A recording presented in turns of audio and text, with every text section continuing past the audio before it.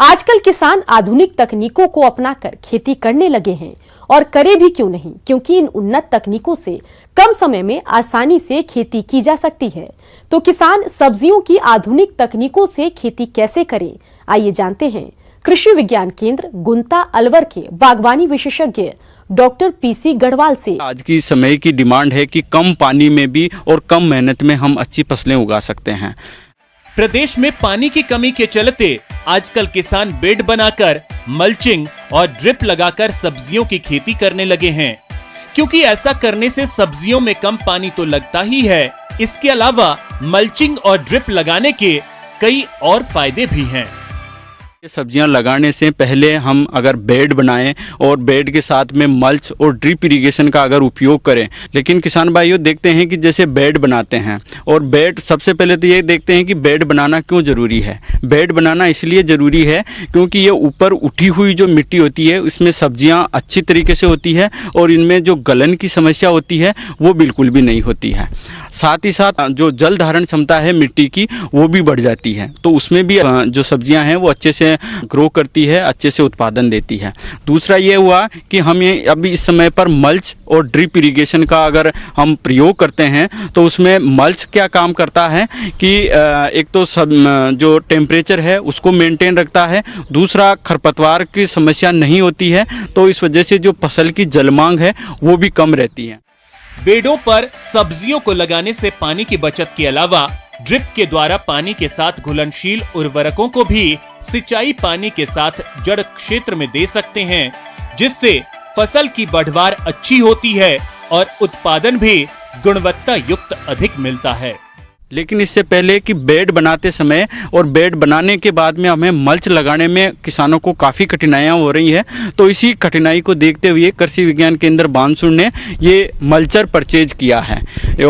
और ये मल्चर क्या काम करता है कि ये बेड भी बनाता है, बेड बनाते साथ साथ क्या करता है कि इसमें हम वर्मी कंपोस्ट वगैरह का डीएपी और जो यूरिया वगैरह है वो सारा का सारा मिश्रण हम इसमें भर देते हैं। ऊपर ये जो रोल लगा हुआ है इसमें ड्रिप इरिगेशन की जो ड्रिप इरिगेशन के द्वारा हम खेती करते हैं आजकल, और ड्रिप इरिगेशन के द्वारा जिस समय पर फसल को ज़रूरत होती है, जितनी दूर में ज़रूरत होती है उसी के लिए ड्रिप इरिगेशन यूज किया जाता है। तो इसमें हम ड्रिप इरिगेशन लगा देते हैं, इसमें हम खाद वगैरह भर देते हैं और यहाँ पर हम ये जो हमारा रोल है मल्च का उसको लगा देते हैं, जैसा आप देख रहे हैं ये लगा हुआ है। इसके बाद में ये इसका रोलर है जो ये लग करके और इसको कॉम्पैक्ट थोड़ा सा दबा देता है और ये इसके सहायता से लग करके इन टायरों के नीचे हम लगा देते हैं। उसके बाद में ये इसको दबा देता है ज़मीन में और ये मल्चिंग आसानी से हो जाती है, जिसके लिए काफ़ी लेबर की ज़रूरत पड़ती है। ये सारा जो काम है वो आसानी से एक ही मशीन के द्वारा हो जाता है। ये मशीन 3 काम एक साथ करता है, पहला खाद मिलाना, दूसरा बेड बनाना, तीसरा मल्च लगाना और चौथा इसके साथ साथ में ड्रिप इरिगेशन भी साथ साथ में बिछा देता है। इस प्रकार से ये बहुआयामी मशीन है और ये लोगों के बीच में काफ़ी प्रचलित हो रहे हैं। यदि आप इस प्रकार से आधुनिक तकनीकों को अपनाकर सब्जियों की खेती करते हैं तो कम मजदूरी खर्च में समय पर बुआई करके फसलों से अधिक उपज ले सकते हैं। और हम इस तकनीक को किसानों तक पहुंचा रहे हैं, तो आप इसके द्वारा ये जो मल्च बनाने की तकनीक है ये देख सकते हैं, समझ सकते हैं। धन्यवाद। भारत एक कृषि प्रधान देश है और खेती में सिंचाई की बहुत जरूरत होती है, खासतौर पर राजस्थान में जहां पानी की एक एक बूंद बहुत महत्वपूर्ण है। आइए आपको लेकर चलते हैं जयपुर के एक उन्नत किसान सुरेंद्र अवाना के पास, जो पानी की विकट समस्या के बावजूद भी उन्नत खेती के नए आयाम न सिर्फ खोज रहे हैं बल्कि अमल में भी ला रहे हैं और आज के समय में 13 तरह की उन्नत घासें पैदा कर रहे हैं, जो कई सालों तक पशुओं के लिए हरे चारे के काम आती है। तो आइए मिलते हैं उन्हीं से और जानते हैं उनकी सफलता की कहानी। प्रगतिशील किसान किया हैरान, खोजे नए आयाम, खेती में किए नवाचार। राजस्थान में अगर खेती की बात की जाए तो थोड़ी सी टेढ़ी खीर कही जाती है, क्योंकि पानी की कमी राजस्थान में बहुत ज़्यादा होती है। बावजूद इसके मैं एक ऐसे उन्नत किसान के फार्म पर हूं जहां आप जब देखेंगे कि किस तरह से उन्होंने इस पूरी चुनौतियों को बताते हुए और उन्नत कृषि को यहां पर इस्तेमाल किया है, उन्नत डेयरी को यहां पर खड़ा किया है। ये नजारा जयपुर से कुछ दूरी का है। यह किसान सुरेंद्र अवाना ने पानी की कमी के बावजूद खेती में नवाचार किए, जिससे फसल लहलहा उठी। कमाल की बात यह है कि सुरेंद्र अवाना ने एग्रीकल्चर में कोई डिग्री या डिप्लोमा भी नहीं किया है। वो रेडियो और टीवी पर खेती के तरीके देखते सुनते रहते हैं। और ये देखिए, ये वो फार्म है और यहाँ पर वो किसान भी मौजूद हैं जिनसे हम बातचीत करेंगे। और यहाँ पूरे देश में जितनी वैरायटी घास की नहीं है, उससे ज़्यादा वैरायटीज़ यहाँ पर घास की हैं, ऐसा इनका कहना है। आपका बहुत बहुत स्वागत है हमारे चैनल में। सबसे पहले आपका शुभ नाम जानना चाहेंगे। मेरा नाम सुरेंद्र अवाना है। 12 दिसंबर 16 को मैंने 2 गाय लाके इस शिवम डेयरी एवं कृषि अनुसंधान केंद्र की स्थापना की। और इस समय इस फार्म पे बहुवर्षीय चारा 18 तरह का है, जिसकी अभी सारी वैरायटी मैं आपको बताऊंगा। और राजस्थान नहीं, हिंदुस्तान में ही इतनी तरह का बहुवर्षीय चारा नहीं है। मैं यहाँ किसानों को बताता हूँ कि भाई बहुवर्षीय चारा नीम है, सेंजना है, सहतूत है, अरडू है, ये एक बार लगा दो और बार बार काट काट के आप कुट्टी काट के डालते रहो। अब किसानों की आदत है बाजरा, चरी और जवार, मक्का ये डालते हैं काट काट के और फिर दोबारा बोना पड़ता है उनको। और ये बहुवर्षीय चारा लगाएंगे तो उनके 3 साल से लेके 50 साल तक के चारे की व्यवस्था हो जाएगी। किसान सुरेंद्र अवाना की बात माने तो देश में इतनी तरह की घास एक साथ पैदा करने वाले वे एकमात्र किसान हैं। उन्होंने अपनी गायों के लिए ये वैरायटी पैदा की है, जो न सिर्फ कुछ महीनों बल्कि कई सालों तक किसानों के पशुओं के काम आ सकती हैं। इसमें पानी की भी ज्यादा जरूरत नहीं रहती है। ये कौन सा चारा है जो हमारे सामने खड़ा हुआ है? क्योंकि मैं देख रहा हूँ अलग अलग क्यारी में अलग अलग वैरायटीज यहाँ पर हैं। जी। ये नेपियर है, सिंपल नेपियर। और ये अभी 6 दिन पहले कटा है ये। और ये 6 दिन की इतनी बड़ी ग्रोथ है। उसके बाद आगे चलेंगे तो ये दीनानाथ घास है। अच्छा, ये अलग वैरायटी? हाँ, ये दीनानाथ घास ये अलग वैरायटी है। इसका वजन कम बैठता है लेकिन पौष्टिक बहुत है। ये दीनानाथ घास में भारतीय कृषि एवं अनुसंधान केंद्र रिसर्च सेंटर है झांसी, वहाँ से इसका सीड लाया था मैं। उसके बाद ये नेपियर ही है। उसके बाद ये वाला जो है झिंझुआ है, ये मूल रूप से तो गुजरात का है लेकिन यहाँ राजस्थान में बहुत पाया जाता है। अभी मैंने ये जुलाई में लगाया था, दूसरी कटिंग हो गई। और इसके बाद आप देखिए कि यहाँ से काट के मैंने ओपन ग्रेजिंग में लगाया है और अभी ये चल रहा है। और आप नज़दीक से देखोगे तो ये गन्ने की तरह वैरायटी है। और ओपन ग्रेजिंग में गाय इसको चरेगी ना, तो जैसे पैर रखेगी, पैर रखने के बाद वहीं उसकी जड़ चल जाएगी। तो यानी ये डबल बढ़ेगा और वेट में भी बहुत अच्छा है, पौष्टिक भी है। उसके बाद अपन आगे चलेंगे, ये सुपर नेपियर है, ये बड़े वाला, ये सुपर नेपियर है सामने जो दिखाई दे रहा है। हाँ। अच्छा, आप देख पा रहे हैं ये जो आपने बताया कि गुजरात की वैरायटी है। और ये घास जहाँ जहाँ गाय इस पर पैर रखेगी तो ज़मीन में धंसेगा और जहाँ से धंसेगा वहीं से अपनी जड़ पकड़ लेगा। मतलब ये घास लगातार बढ़ता जाएगा, इसका कोई अंत नहीं होगा, ये इनका कहना है। और जिस तरह से ये घास काम करेगा, क्योंकि खुले में चरना एक दुधारू पशु के लिए बहुत ज़रूरी होता है। सुरेंद्र अवाना ने 3 लेयर चारा लगाया है, जिससे बहुत कम लागत में बहुत फायदा हो सकता है। चलिए, हम ये दूसरी जगह पर आ गए हैं जहाँ पर ये 3 लेयर चारा जो इन्होंने बाया रखा है, यहाँ पे बो रखा है, उसके बारे में हम जानेंगे। सर, क्या 3 लेयर नाम क्यों है, क्या वजह है? और मैं देख रहा हूँ कि सहतूत भी यहाँ पर खड़ा हुआ है। 3 लेयर चारा इसलिए है कि जैसे ये नेपियर है, इसको हम 2.5 फीट तक रखेंगे और इसकी कटिंग करेंगे।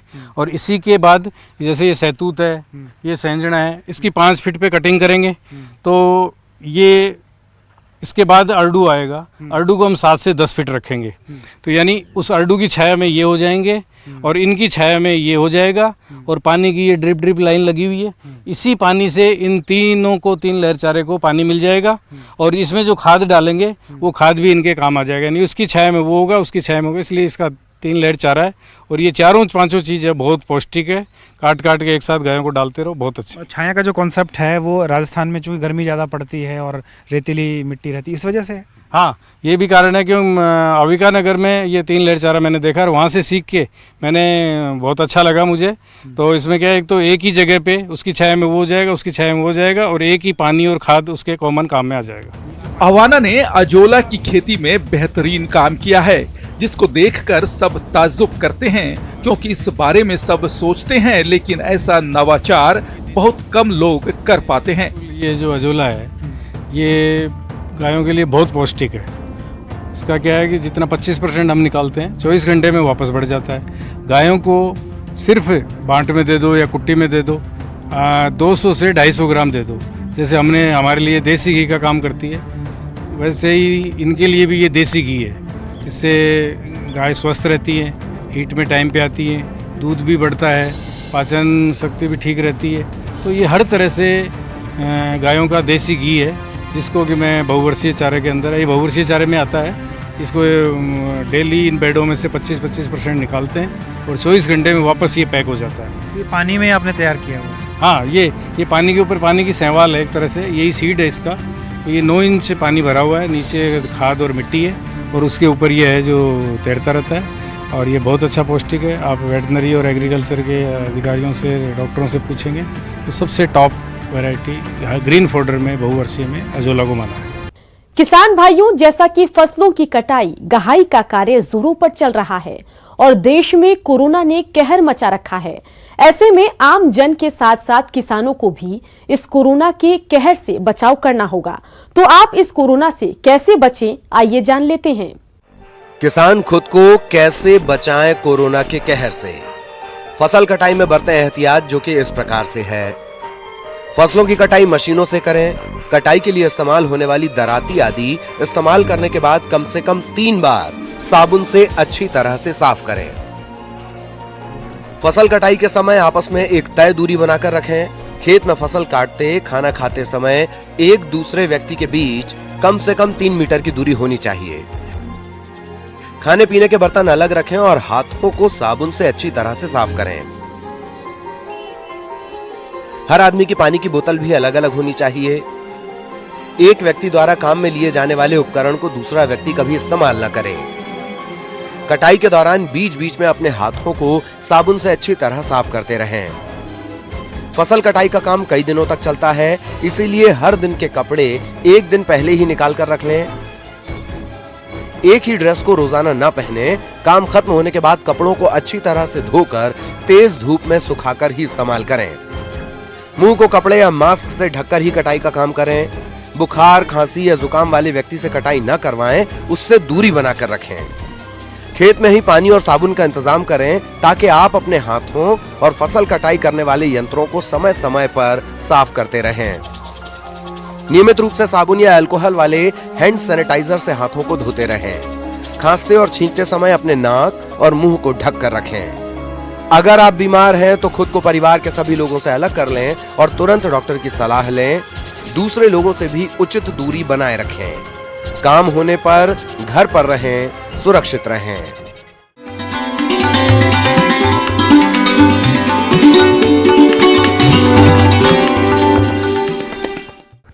अन्नदाता हेल्पलाइन निशुल्क फोन संपर्क सेवा के माध्यम से आपके द्वारा पूछे गए प्रश्नों में से 1 या 2 महत्वपूर्ण प्रश्न को हम अपने कार्यक्रम में शामिल करते हैं। इसी के तहत आज का चयनित प्रश्न और उसका जवाब इस प्रकार है। अन्नदाता कार्यक्रम में आज जो प्रश्न हमने शामिल किया है उसे पूछा है बिछवाल, जिला बीकानेर से कैलाश चंद्र जी ने। आप फसलों और गोदामों में चूहों के प्रकोप से परेशान हैं और इनके नियंत्रण पर जानकारी चाहते हैं। तो कैलाश चंद्र जी, आपकी जानकारी के लिए देखिए कार्यक्रम का यह अंश। इन चूहों से बचने के लिए अपन जो है वो थोड़ा सा सावधानी बरतें, जिसमें क्या है कि प्री मेजर अपनाएं। तो प्री मेजर में क्या है कि पहले अपन जो ही खेत में जाएं, तो खेत में जाने पर अपन जो है जहाँ भी देखें भाई ये चूहों के घर हैं या बिल हैं, उन बिलों को पहले बंद कर दें। फिर बंद करने के बाद फिर 2-3 दिन बाद में वहाँ जाकर के देखें कि भाई कौन कौन से बिल खुले हैं। उन खुले बिलों का सर्वे करने के बाद वहाँ जो है ना बिना विष का चुगा रखें। चूहा खड़ी फसलों को काफी नुकसान पहुंचाता ही है, साथ ही भंडार गृह में रखे अनाज को भी खाकर नष्ट कर देता है, जिसकी वजह से किसानों को आर्थिक क्षति उठानी पड़ती है। और यदि समय रहते चूहों का नियंत्रण नहीं किया गया तो इनका प्रकोप और भी भयंकर हो जाता है, जिससे किसानों को भारी नुकसान होता है। तो किसान अपने स्तर पर समय रहते कौन कौन से उपायों को अपनाएं, जिससे चूहों का समेकित नियंत्रण हो सके, इस बारे में आइए जानते हैं। जिसमें क्या है कि अपन जो है ना साधारण तौर से आटा और उसमें सरसों का तेल मिला करके और उसको रख दे जगह जगह। इसके बाद फिर 5-7 दिन बाद में अपन वापस जा करके देखते हैं तो वो चूहों के जो है वो आने के निशान वहाँ प्रतीत होते हैं। इसके बाद अपन जो है विष युक्त चूगा तैयार करें, जिसमें 47 भाग जो है ना वो आटा और 2 भाग तेल और 1 भाग जो है ना वो मीठा, 1 भाग मीठा, ये बिना विष का चूगा है। विष युक्त चूगा तैयार करने के लिए अपन जो है उसमें ये सारी चीज़ों के अलावा 1 ग्राम जो है वो जिंक फास्फाइड काम में लें। जो 100 ग्राम जैसे आटा लेते हैं तो उसमें 2 ग्राम जिंक फास्फाइड काम में लेते हैं और इनको जो है मिला करके विष युक्त चूगा तैयार करते हैं। इस चूगे को जो है जहाँ भी अपन ने पहले जो बिना विष का जो चूगा रखा था उन जगह पे जो है ना इनको रखना है और रखने के बाद जो है 2 या 3 दिन बाद में देखते हैं तो वहाँ जो भी चूहे जो हैं वो अपन को मृत मिलेंगे, उनको उठा करके और अपन जो है वो खड्डे में दबा दें। ये मात्र खेत में है। अगर जो गोदाम में अगर जो चूहे लगते हैं अपने, तो गोदाम में भी प्रक्रिया तो वो की वही है, लेकिन क्या है कि वो चूहे इधर उधर छुप जाते हैं। किसान भाइयों, चूहों का प्रकोप हो रहा है तो आपको सामूहिक रूप से चूहा नियंत्रण अभियान चलाकर नियंत्रण करना होगा, तभी आपको चूहा नियंत्रण में सफलता मिलेगी। तो कैसे करें सामूहिक रूप से चूहा नियंत्रण? वो इस प्रकार से है। चूहे वैसे घर में भी काफी नुकसान करते हैं। इन चूहों का आतंक इतना हो जाता है कि घर में रखी हुई जैसे कपड़े हैं या अपने जो फर्नीचर हैं उनको, या घर के पर्दे वगैरह जो है इनको भी काफ़ी नुकसान करते हैं। तो इन चूहों से बचने के लिए अपन को प्री मेजर ही काम में लेना है। सबसे पहले जो है अपन बिना विष का ही चूगा रखें और बिना विष का चूगा रखने के बाद वो 2-3 दिन तक वहाँ रखा रहे। इसके बाद अपन जो है वो इसमें विष युक्त चूगा रखें, जिसमें क्या है कि आटा और उसमें 100 ग्राम आटा, 2 ग्राम अपन जो है ना सरसों का तेल और 2 ग्राम मीठा जो है ना उसमें डाल करके और उसको रखें। इसके बाद वह घर में जो है ना पानी को और खाने पीने की सब चीज़ों को अपन ढक दें और ढकने के बाद एक गीला कपड़ा या गीला बोरी का टाट वो वहाँ रख दें। तो वो चूहे जो है ना इधर उधर अलमारी के पीछे या कहीं भी जो है ना छुपेंगे नहीं, जिससे क्या है कि उनके मरने की दुर्गंध नहीं होगी।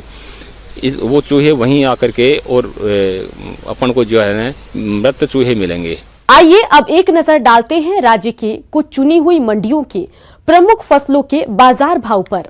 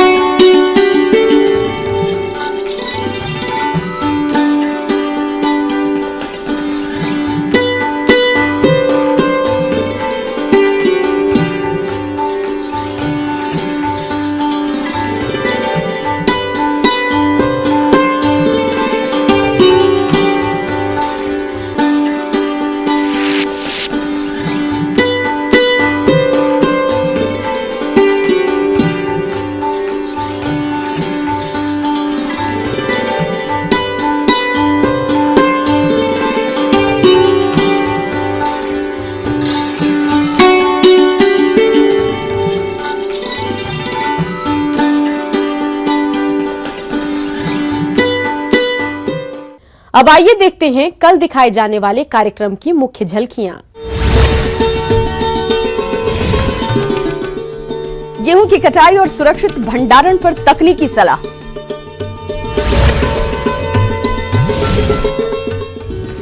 सोलर पंप सेट है सिंचाई के लिए उपयोगी।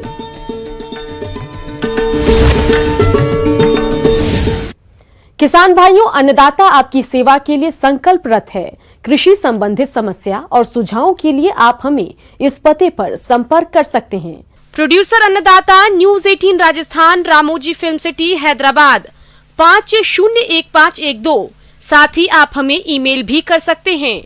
हमारा ईमेल है p18annadaata@nw18.com। इसके अतिरिक्त आप हमें निशुल्क हेल्पलाइन नंबर 180041921555 पर सोमवार से शनिवार सुबह 10 से शाम 4 बजे के बीच संपर्क कर सकते हैं।